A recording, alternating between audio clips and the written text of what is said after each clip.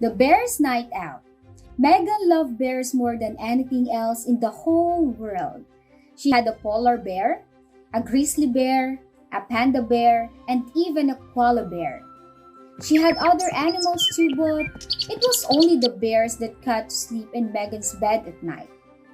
Each night before bed, she gathered the bears around her and tucked them in. Before she closed her eyes, she told each of the bears to behave. And normally they did. But one summer night, the polar bear couldn't sleep. "It's too hot in here," he told the other bears. "I wish I were in the North Pole right now." "Where is the North Pole?" asked Panda. "I'll take you there if you want to go," Polar said. Panda did want to go, and Grizzly and Koala did too. So, the four bears slid down the bedpost and headed off north. When they arrived in the North Pole, Polar showed the other bears around. Koala did not feel very comfortable. "It's too cold," said Koala.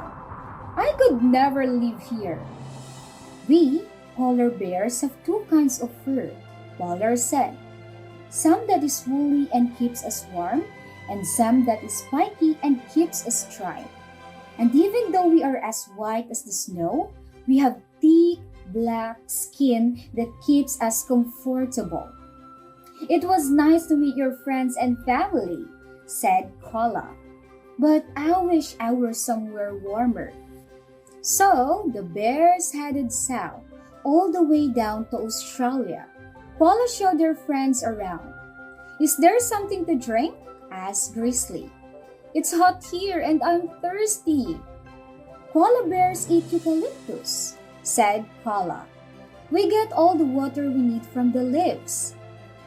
Koala shared some eucalyptus with her bear friends, and they all got sleepy. But just before they were about to have a nap, Grizzly's tummies began to roar. "I'm still hungry," Grizzly said. "I wish I were in the mountains by a nice cold stream." So the bears headed west, all the way to Canada.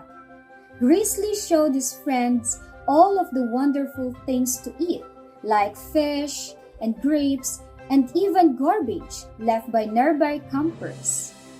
Panda was exhausted from all of the traveling. "I wish our home where life is a whole lot slower," said Panda. So the four bears headed east to China. As they were traveling, Panda looked very worried. "Aren't you happy to be going for a visit?" Polar asked Panda. "I am, but I'm afraid there won't be any pandas left," explained Panda.